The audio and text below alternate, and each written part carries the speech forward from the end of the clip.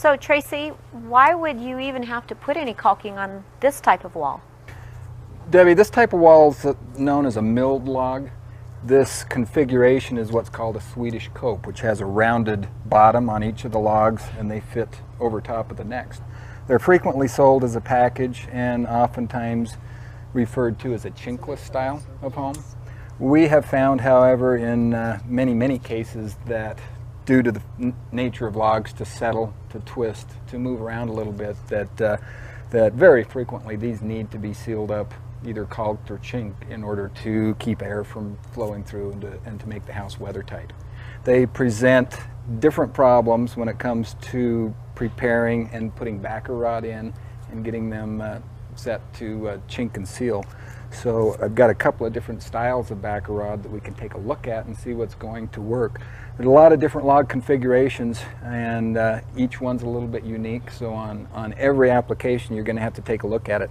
It's very critical though that you don't skip the step of putting the backer rod in. Why is that? If I were just to caulk a line along here, which would be very easy to do, frequently if there's any movement at all, you're going to get a split. Oh. Because the movement's going to be focused in one tiny little spot and there will be no backer rod for the chink to stretch over. I see. So it breaks free from that and then it yes. moves with the logs. Even with a very small piece of backer rod in there with the log builder or the log jam over top of that, it will absorb a lot more movement because it can stretch over the backer rod. So even though it takes a little more labor, you're really saving on the other end because you don't have to come back and do repair. It's the only correct way to do it and the only way you can do it that it's really going to hold up and last long. So these are the two. Ideally on this type of a log you're going to want to keep your caulking or your sealant joint as narrow as possible just for the aesthetics aspect of it. Because the logs are pretty small. The logs are small. If we did a 1.5 or 2 inch wide chinking joint in here, there'd be very little log that showed through. So we need to keep it kind of small. The drawback to that is the smaller you keep your joint, the more chance that there will be of separations and splitting. More stress on that caulk line. Yes. Okay. Yeah, the wider the line, the more movement the joint can take. So we're going to try to strike a happy medium and go with a line that'll be about 3/4 to an inch wide in here. In order to do that, we do need to put the backer rod in. I've started on these top couple of logs to stick the backer in here, but I wanted to show that really the only two options would be to go with the smallest grade of the trapezoidal type backer rod. And if we hold that up in here, this is a 3/4 inch wide backer rod. By the time we add our chinking material or caulking material to the outside of this, we're going to have a pretty wide line. Also, the nature of these logs, it really doesn't fit in there properly. There'll either be a big gap on the bottom or on the top. So this type of backer rod won't work in that application. Okay. We could go with the open cell type. This is the smallest that's made there, and that would stay in the joint, but we'd also have a very wide joint. And if you want to minimize the size of the joint, we would have to go to the smaller closed cell type. Okay. Seems to be the only type that works well. This is very easy to apply. I'll usually take the staple gun right along with me. I'll start at one end of the wall.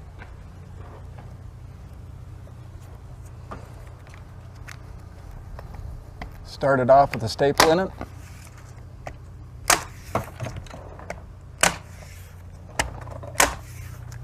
Staple every 18 inches to 2 feet is adequate.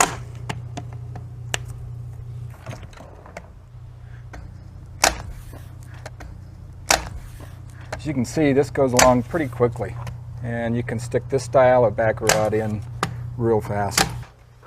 Tracy, am I correct in assuming that the way that we prepare this wall for caulking is just the same as the chink style?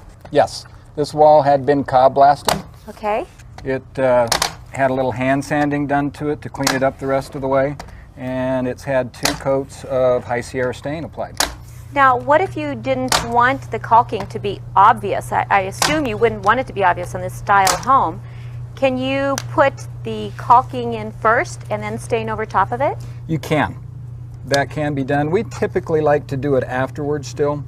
There's, as you noticed when we did the chinking, sometimes the water that runs down onto the logs if that goes onto the bare wood, sometimes you can see that through the stain. So we usually recommend to do the staining first and then put the caulking or chinking on afterwards. And then if they didn't want it to show, would they come back then with a little bit of their stain and just put it over top of those joints? Also, there's a number of different colors of the caulking, so you can usually get a caulking that's real close in color to the color of the stain. Okay. Well, Debbie, we're ready to start putting the log builder caulk on this wall. Can you hold the gun here for me a minute, please? And I'll get ready to load this up. Again, we're going to use the follow plate, which goes just down. Need this nozzle section off of here? Yes. All right.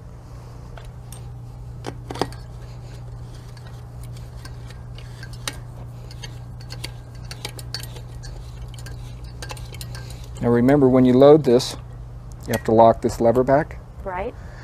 You're going to push down on the tube while you pull up on the plunger.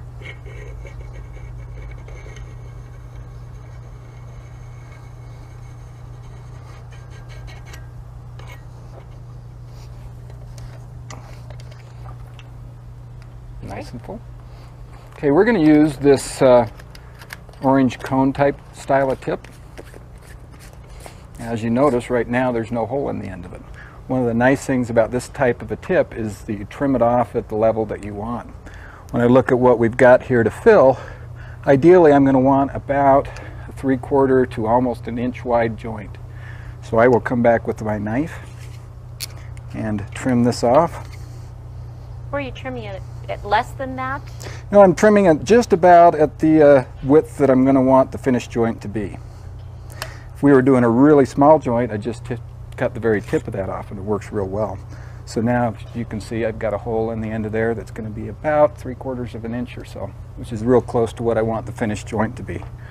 When you start to apply, you have to make sure that you unlock this little latch or else it won't squeeze through. So it's just like using a regular caulking type of gun, and it's similar principle to using the snorkeler. Is it's really important to try to lay this bead in there as evenly as you can. That will mean less tooling.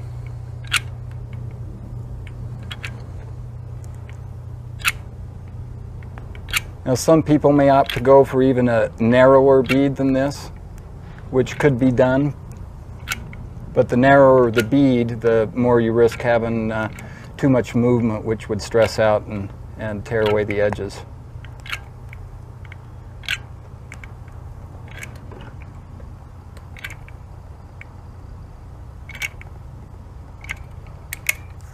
Typically when I stop, I'll try to pull the plunger back just a little bit. This will keep it from oozing out the end and making a mess. It's a hot day, so it is a hot day. Are you only going to do one? I'm only going to do one, and I'm going to have to even work fairly quick to get this whole unit done. Does this skin and cure faster than it does chinking? skin and cure a little bit faster than the chinking does.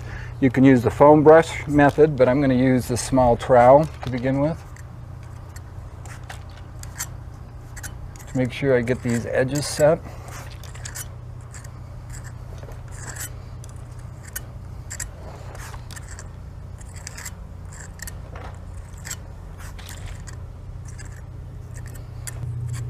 Able to get the top and the bottom edges pretty well set up against the wood. This is drying out pretty quick on me, so I'm going to move along a little quicker and go to the foam brush for the cleanup and the final tooling effect.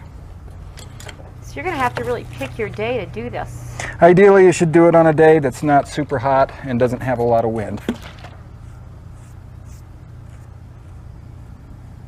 I can finish off these edges usually fairly nicely.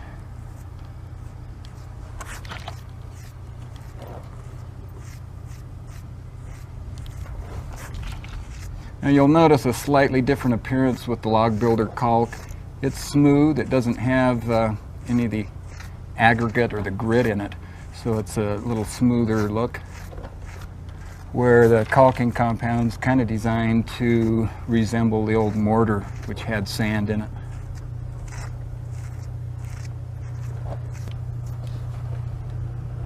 Brush gets dirty, it goes into the bucket, Get a clean brush out of your belt.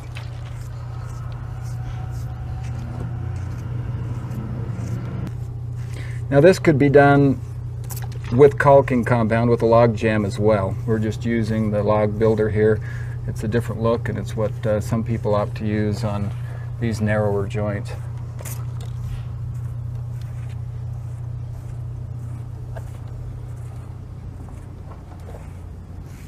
And just double checking, making sure the top and bottom edges are sealed properly.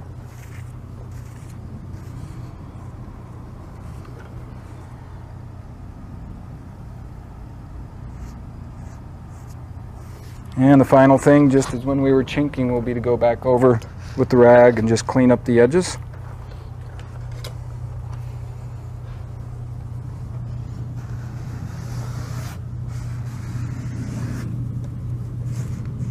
Now, on a day like today, and you're a novice, how much should you do? 2 feet at a time? Start off with just a couple of feet and try to continue, just work quickly along that line. Sometimes it's hard when it's been freshly applied to do a splice joint in the middle of a line and make the edges look real nice and clean, or where they lap.